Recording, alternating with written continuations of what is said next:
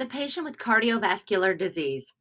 Cardiovascular disease, CVD, includes conditions and diseases affecting the heart and blood vessels. Patients with cardiovascular conditions are encountered frequently in a dental office or clinic and may be from any age group, although the highest incidence is among older people.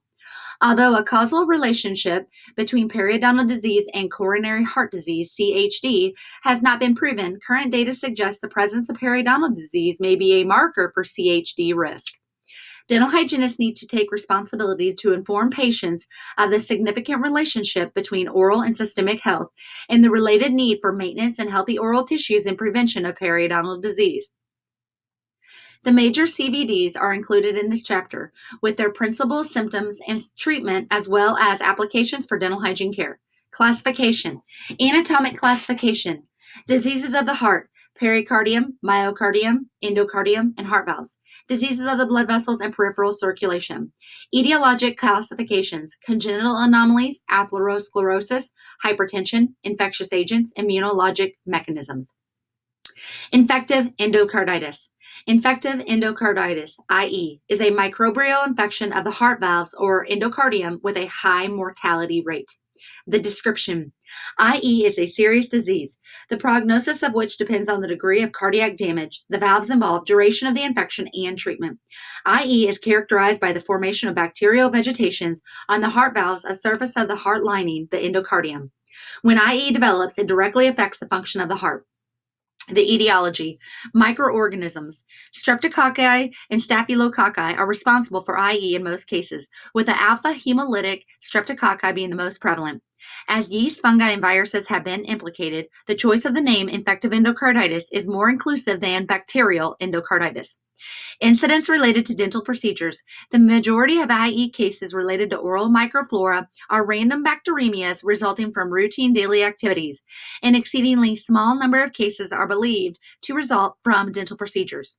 Risk factors: pre-existing cardiac abnormalities. Bacteria lodge on the endocardial valvular surface during bacteremia.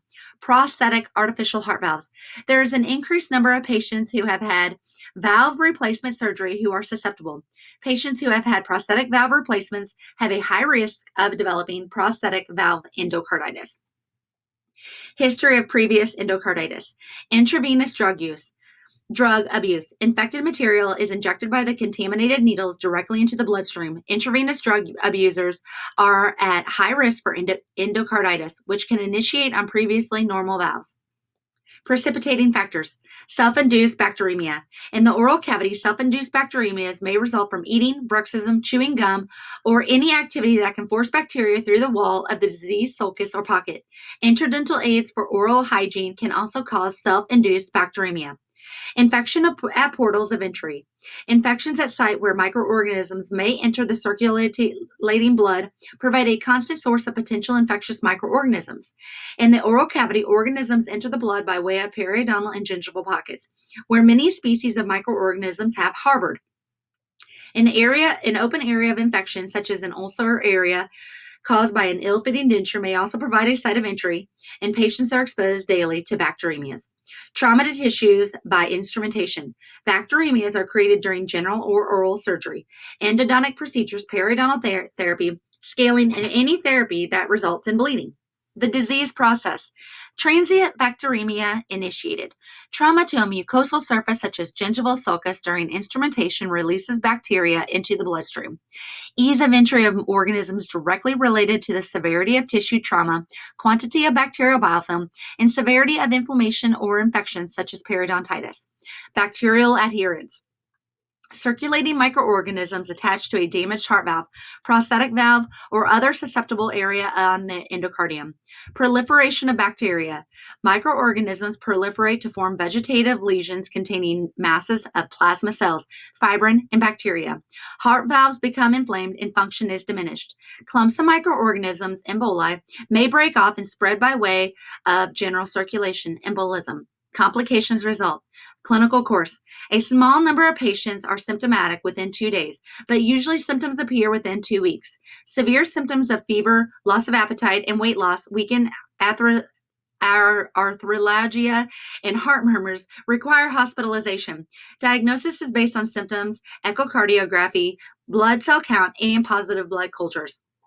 Complications lead to eventually susceptibility to reinfection with, i.e., congestive heart failure, CHF, and cerebral vascular disease. Prevention. The basic areas for attention in dental and dental hygiene care that contribute to the prevention of IE are as follows. Patient history. Special content. Specific questions need to be directed to elicit any history of congenital heart defects, cardiac transplants, the presence of prosthetic valves, acquired valvular defects, or previous episodes of IE. Consultation with the patient's physician. Consultation is necessary for all patients with a history of heart defects and any other condition suggesting the need for prophylactic antibiotic premedication. Withhold instruments. The use of a probe or explorer during assessment of the patient should be delayed until the medical status is cleared. Prophylactic antibiotic premedication. There exists no conclusive evidence that confirms the effectiveness or ineffectiveness of antibiotic premedication for the prevention of IE. Recommended regimens. Follow the current recommended recommendations of the American Heart Association. Specific information is found later. When antibiotic prophylaxis is indicated, verify the antibiotic was taken as prescribed. If the patient record, document the name of the antibiotic, the time, and the dosage taken by the patient. Dental hygiene care, oral health. Prevention and management of oral disease is necessary for each patient susceptible to IE. Education. Instruction in oral self-care such as brushing and interdental cleaning at initial appointments can be provided while the patient is under antibiotic coverage. Sequence of treatment. Biofilm removal instructions precedes instrumentation for scaling to bring the tissue to a healthy state. The more severe the gingival or periodontal inflammation, the higher the incidence of bacteremia during the following instrumentation. Instrumentation. Reduce the microbial population about the teeth and on the oral mucosa prior to instrumentation by having the patient brush, floss, and rinse thoroughly with an antimicrobial mouth rinse such as 0.12% chlorhexidine. Moving on. Congenital heart diseases. The normal healthy heart. In your book, there's a diagram of the normal healthy heart, and it provides a comparison with the anatomic changes that may appear in a defective heart. In a healthy heart, the blood flows in one direction as each chamber contracts, with the valves acting as trap doors that snap shut after each contraction to prevent backflow of blood. The right side of the heart contains deoxygenated blood from the body cells on its way to the lungs from the reoxygenation.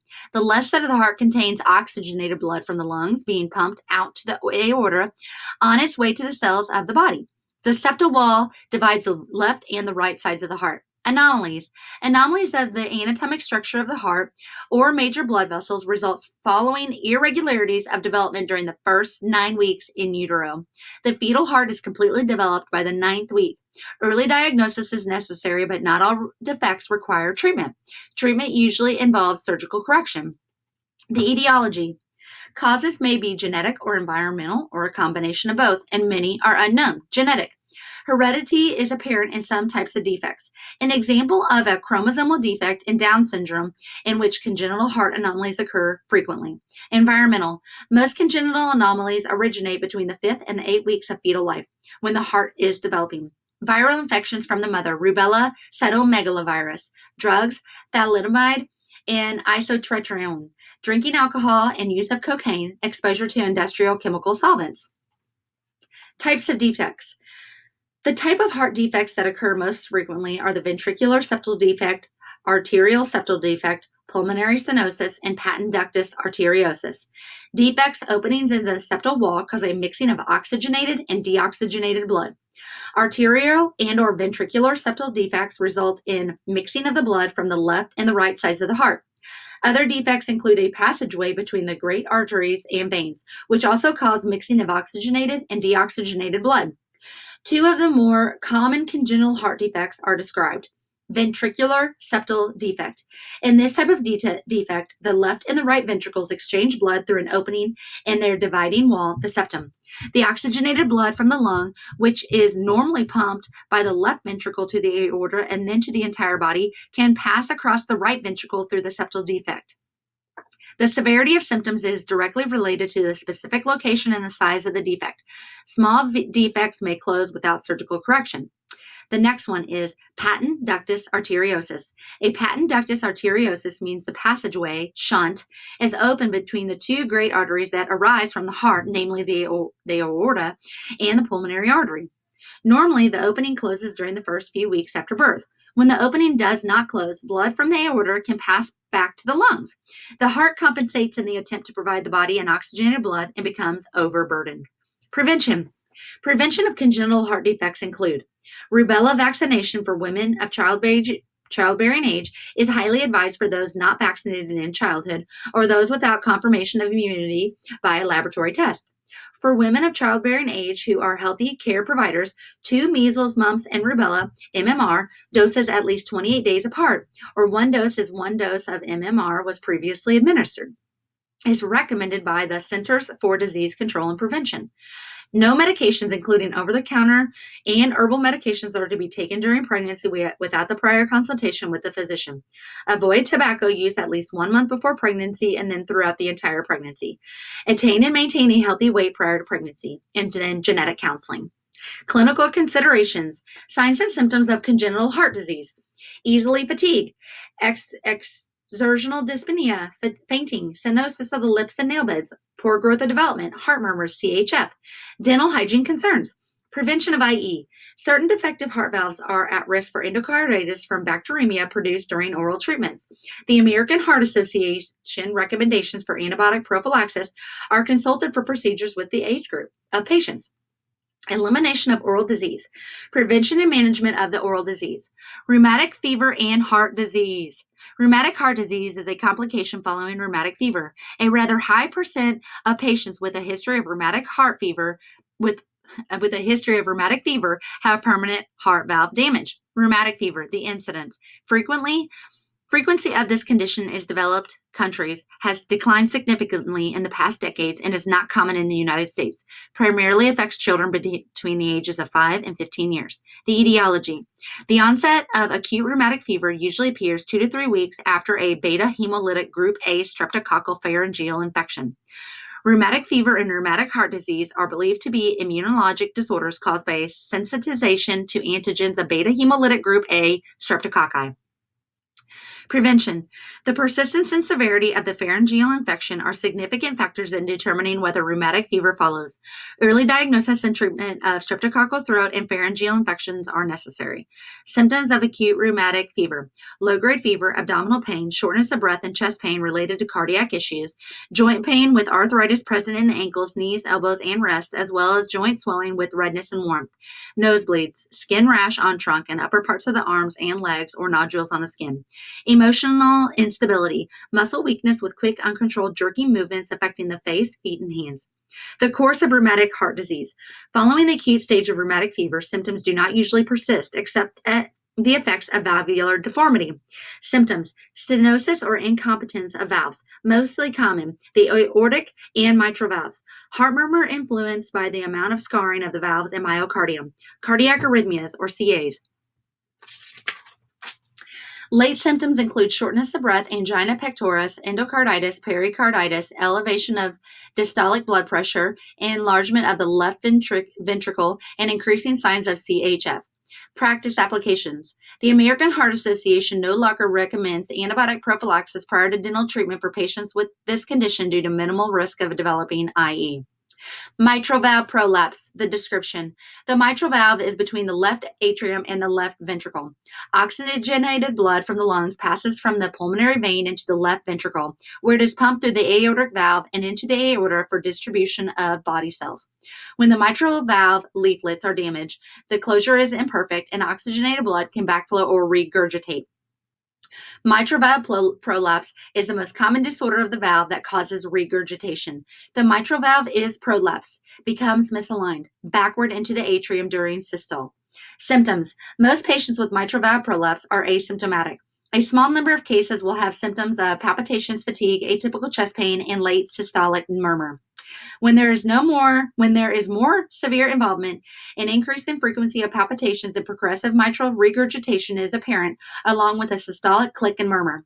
Initial suspicion for diagnosis of valvular heart disease is the recognition of a heart murmur. The American Heart Association no longer recommends antibiotic prophylaxis during dental treatment for patients with this condition. Hypertension. Hypertension means abnormal elevation of arterial blood pressure.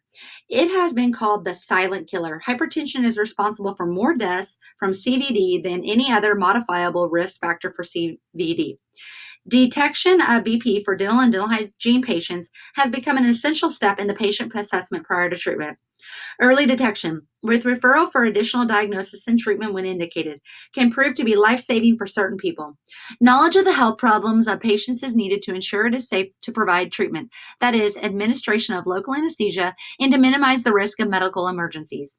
The etiology, primary hypertension, incidence. Approximately 90% of all hypertension is primary. Predisposing or risk factors. Combinations of the factors listed are more significant than any one alone. Tobacco use, genetic predisposition, overweight and obesity, excess sodium intake, physical inactivity, inadequate potassium intake, excessive alcohol intake. Secondary hypertension, the incidence, about 10% of all hypertension is secondary to other underlying medical conditions. Causes of secondary hypertension may include renal disease, obstructive sleep apnea, drug or alcohol-induced, endocrine conditions such as Cushing's syndrome, hypothyroidism and hyperthyroidism, and hyperparathyroidism. Medications such as amphetamines, antidepressants, caffeine, herbal supplements such as St. John wort, immunosuppressants, oral contraceptives, corticosteroids, and recreational drugs. Blood pressure levels. A normal and high blood pressure. Okay, let's start with low blood pressure. Many healthy people with no evident clinical problems have a normal systolic pressure under 90 mmHg. A marked sudden drop in BP is usually associated with an emergency, such as a severe blood loss, shock, myocardial infarction, sepsis, or other medical problem. Clinical symptoms of hypertension. Hypertension is frequently recognized only by BP readings and may go unrecognized because of the lack of clinical symptoms. Those who have early symptoms may describe dizziness, snoring, muscle cramps and weakness, pallor, edema, fatigue. Major sequelae of long-standing elevation of BP. Cerebral vascular accident or stroke, end-stage renal disease, CHD, heart failure. Hypertension crisis. Malignant hypertension is life-threatening, is sudden and characterized by extremely high BP. Activate emergency procedure as the situation can be fatal if not treated immediately or may result in damage to multiple body systems. Treatment of hypertension. Treatment depends on the risk factors and stage of hypertension. Patients diagnosed or at risk for CVD should target blood pressure below 130/80. Pharmacotherapy is recommended for patients with a systolic reading greater than or equal to 140 or a diastolic reading of greater than or equal to 90. Medications to treat hypertension may include diuretics, calcium channel blockers, beta blockers, and our angiotensin converting enzyme ACE inhibitors. The goal: primary hypertension.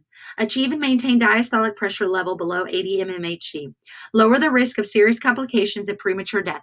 Lifestyle changes. Weight and exercise.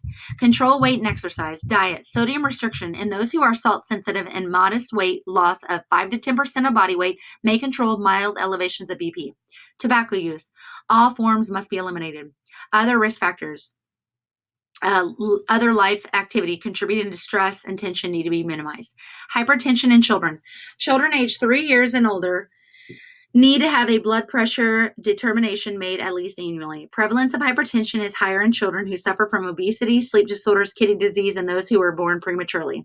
If the blood pressure of a child or adolescent is greater than or equal to the 9th percentile, the blood pressure measurement should be repeated twice during the visit to determine whether the patient is hypertensive. Moving on. Ischemic heart disease. Ischemic heart disease is an acute chronic cardiac disability arising from reduction or arrest of blood supply to the myocardium. The heart muscle myocardium is supplied through the coronary arteries, which are branches of the descending aorta.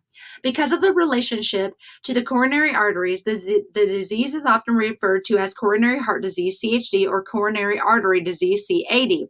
Ischemia is defined as oxygen deprivation in local area from reduced passage of fluid into the area.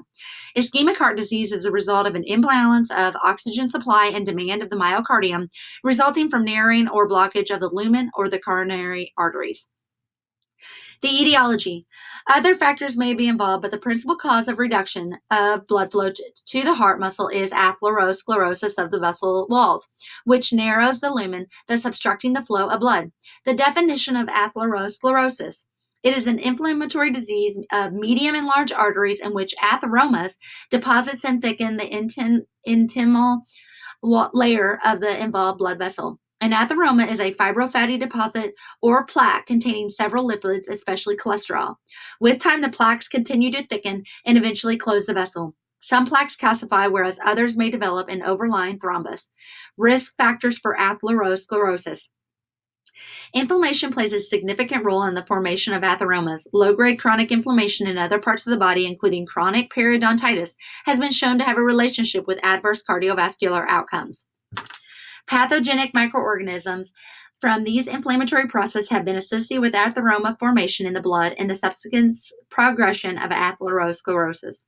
Many risk factors for periodontal disease are also a risk factor for atherosclerosis. Each risk factor can contribute to the condition. However, when factors occur in combination, the risk of atherosclerosis and ischemic heart disease is increased. Risk factors include elevated levels of blood lipids, the result of an increased dietary intake in cholesterol, saturated fat, carbohydrate, especially sucrose, alcohol, and calories. Tobacco use, diabetes, unhealthy blood cholesterol levels, obesity, insufficient physical activity, increased tension, emotional stress, older age, and family history may be risk factors. Prevention depends on educational programs along with early identification of persons at risk. Manifestations of ischemic heart disease. Angina pectoris, myocardial infarction, and CHF.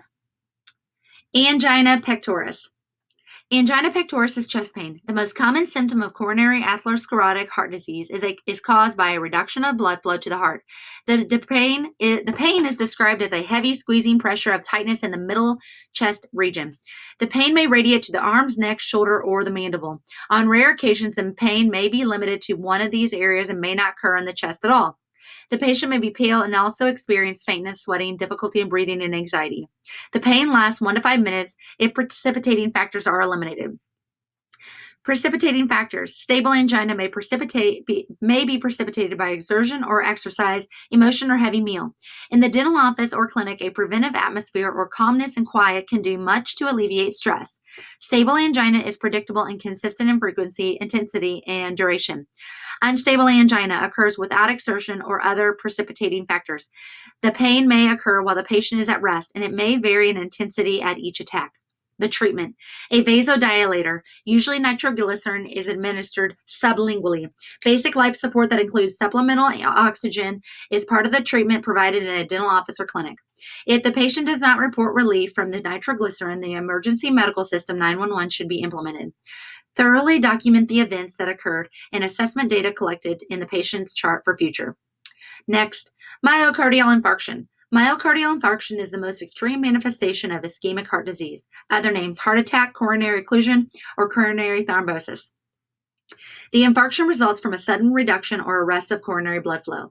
The most common artery associated with myocardial infarction is the anterior descending branch of the left coronary artery and is also the most common site of the advanced atherosclerosis. The etiology.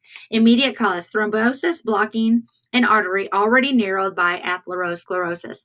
The blockage creates an infarct, leading to tissue necrosis. Necrosis of the area can occur within a few hours.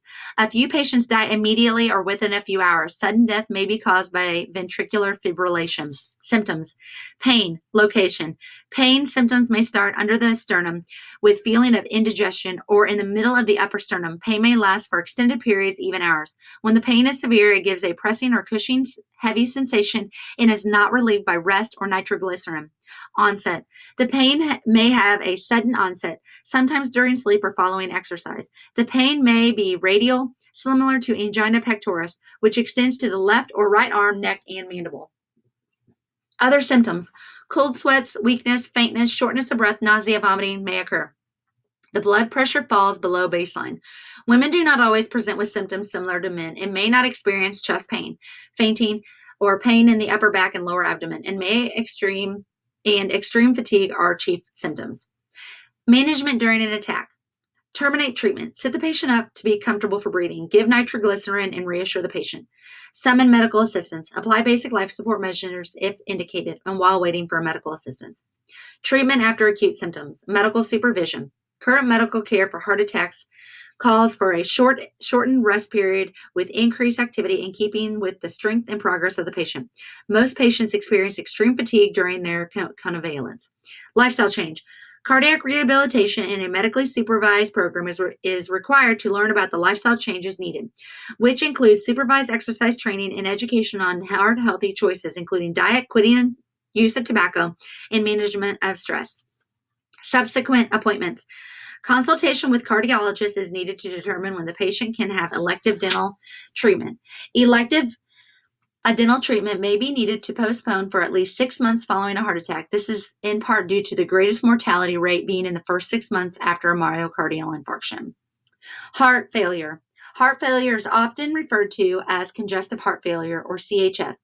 It is a syndrome in which an abnormality of cardiac function is responsible for the inability or failure of the heart to pump blood at a rate necessary to meet the oxygen needs of the body's tissues. The etiology. CHF is chronic progressive condition resulting from many forms of CVDs and can be related to a number of other systemic conditions including CHD, heart attack, myocardial infarction, hypertension, diabetes, arrhythmias, congenital heart disease, thyroid disease, sleep apnea, alcohol or illegal drugs such as cocaine, and HIV and AIDS. Clinical manifestations. The clinical manifestations coincide with parts of the heart involved. Signs and symptoms are different depending in general on whether the left or the right side of the heart or both are affected. The most common symptoms include fatigue and feeling lightheaded, shortness of breath or trouble breathing, chronic coughing and wheezing, swelling or edema of legs, ankles, abdomen, and veins in the neck, confusion or impaired thinking, nausea or lack of appetite, high heart rate. Left heart failure. The left side of the heart receives oxygenated blood from the lungs and pumps the blood into the aorta to the rest of the body. The left ventricle is larger because it supplies most of the heart's pumping power. Left-sided heart failure is a pathologic condition of the left ventricle resulting in failure to properly pump oxygen-rich blood to the body. Clinical symptoms are more prominent at night. The patient rests better in sitting or semi-upright sitting position with more than one pillow. Signs and symptoms of left heart failure include weakness, fatigue, dyspnea, particularly evident at exertion, shortness of breath when lying supine, relieved when sitting up, cough and expectoration, nocturia, pallor, sweating cold skin, diastolic blood pressure increased, heart rate rapid, anxiety and fear. Right heart failure. The right heart receives the venous blood from the vena cava and pumps it to the lungs for oxygenation. Right-sided heart failure usually occurs as a result of left-sided heart failure. Loss of pumping power by the left ventricle results in blood fluid backing up into the lungs and eventually damaging the right ventricle. Signs and symptoms of right heart failure include weakness, fatigue, swelling of the feet and ankles, the edema progress to the thighs and abdomen, ascites in the advanced stages of heart failure, cold hands and feet, clubbing of fingers, cyanosis of mucous membranes and nail beds, prominent jugular veins, congestion with edema in various organs, enlarged spleen and liver, gastrointestinal distress with nausea and vomiting, and central nervous system involvement with headache and irritability, anxiety, and fear. Treatment during chronic stages. Drug therapy. ACE inhibitors such as lisinopril, Prevnar, or Enopril or Vasotec. Angiotensin receptor blockers such as lorcatin, Cozovac, or valsartan, Diovan.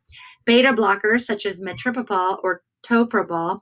Digoxin, diuretics such as furosemide, Lasix, aldosterone antagonists such as spironolactone, aldactone, and lifestyle modifications. Achieve or maintain a healthy weight, track fluid intake, limit sodium, make healthy diet choices, tobacco cessation, manage stress, monitor blood pressure, adequate sleep, physical activity under medical supervision. Surgery may be indicated and include one of the following: a pacemaker or a heart transplant. Emergency care for heart failure and acute pulmonary edema. A patient with heart failure or acute pulmonary edema is usually conscious at the time a cardiac medical emergency occurs. Cardiac arrhythmias.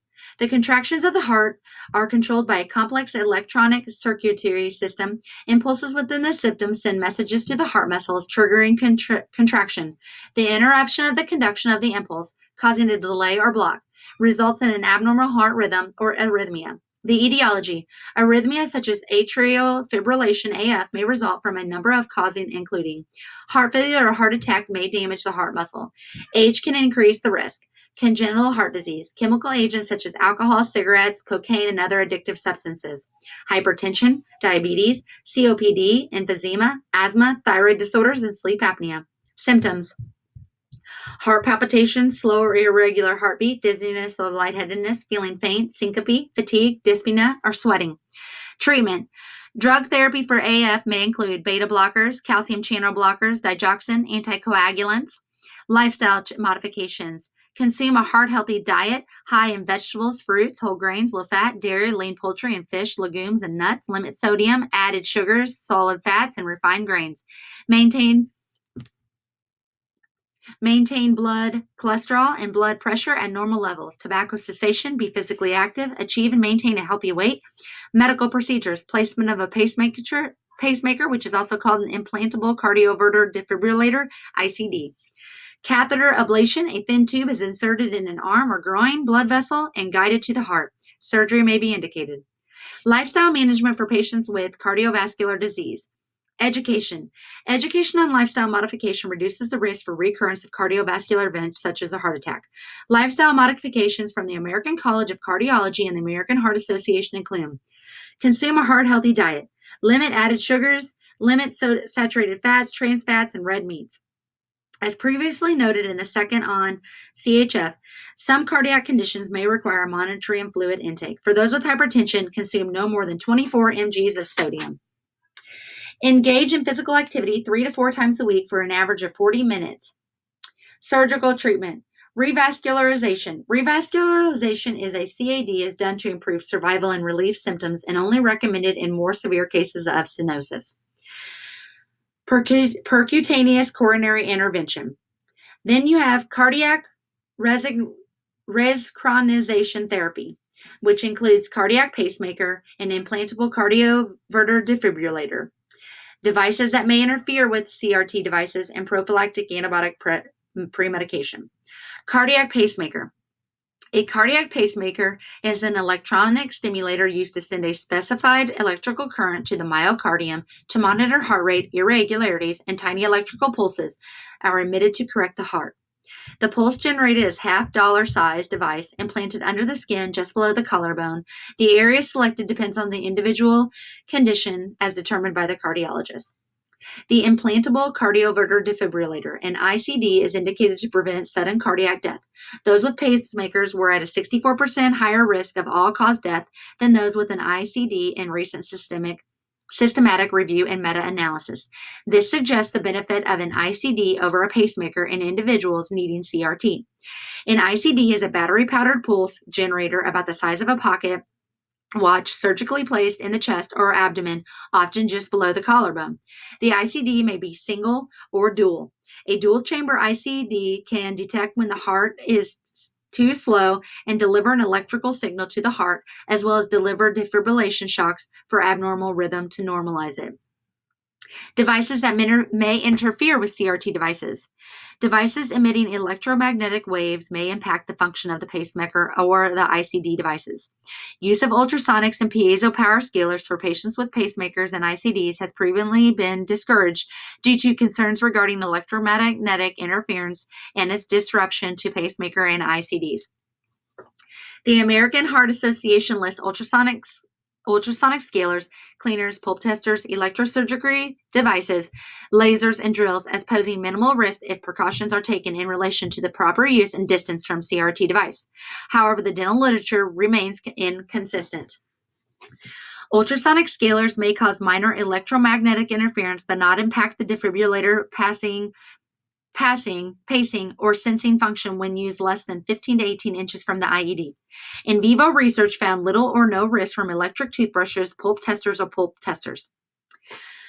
Risk for the interference also varied by the type and model of CRT device, with newer shielded devices finding less interference. The American Dental Association, the ADA, recommends patients with pacemakers or ICDs inform their healthcare provider about the presence of the device and a consultation with the cardiologist who placed the device to determine whether ultrasonic devices can be used safely. If it is determined the ultrasonic equipment can be used, the ADA recommends they not be waved over the implant area and that the equipment should be turned off when not in use. Prophylactic antibiotic premedication. The American Heart Association issued a statement that there is no scientific evidence for the use of antibiotic prophylaxis for those with cardiac implantable electronic devices. Although evidence suggests the patient with a pacemaker is at a lower risk of endocarditis, consult with the cardiologist to verify whether they choose to use prophylactic antibiotics for dental and dental hygiene procedures. Dental considerations. Patients in dental offices and clinics who have had or will have cardiac surgery, such as a coronary artery bypass, grafting, or heart transplantation, need to have their oral health evaluated and managed prior to surgery. Pre-surgical dental care. Before elective cardiac surgery, the patient should have a comprehensive dental and periodontal examination. All active disease should be treated to resolve any source of acute and chronic infection, and any non-restorable teeth should be removed. Elimination of potential sources of infection is essential to minimize the risk of IE post-surgery. Post-surgery dental care. Adherence to a regular preventive maintenance program. Prophylactic antibiotic. Use of antibiotic prophylaxis is limited to those at high risk for IE to minimize the risk of development of antibiotic resistance. The American Heart Association guidelines for antibiotic prophylaxis were discussed earlier in this chapter. Patients with implanted vascular autografts generally do not need antibiotic premedication before dental and dental hygiene appointments. An example of an implanted vascular autograft is the use of a patient's own blood cell to provide a coronary bypass. Antithrombotic therapy. Antithrombotic therapy prevents embolus and thrombus formation and may include antiplatelet or anticoagulant drugs. Common anticoagulant drugs. Heparin, vitamin K antagonists include coumarin derivatives such as warfarin. Indications for use. Traditionally, warfarin has been used for a long-term anticoagulation, but the advent of new medication, current guidelines have changed. Guidelines recommend use of warfarin with aspirin for the first 3 months after a myocardial infarction or for someone at high risk for thrombus. Recommendations are to then transition to dual antiplatelet therapy for 12 months followed by a single antiplatelet. Monitoring of anticoagulant therapy. The international normalized ratio is used to monitor therapy with anticoagulants with a target therapeutic range between 2 and 3. The prothrombin time may also be used. The partial thromboplastin time may be used to monitor heparin treatment and results with the therapeutic range of 60 to 70 seconds. Dental management of patients taking anticoagulants. Medical history and medication review. Consultation with a cardiologist. Discontinuation of anticoagulant therapy is not generally recommended for dental procedures. Treatment should begin with the oral self-care education to ensure adequate biofilm removal. Local anesthetic with a vasoconstrictor for infiltration is recommended if there are no contraindications of a vasoconstrictor to minimize bleeding.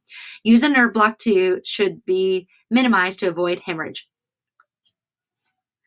Highlighting. Okay. Following non-surgical periodontal therapy.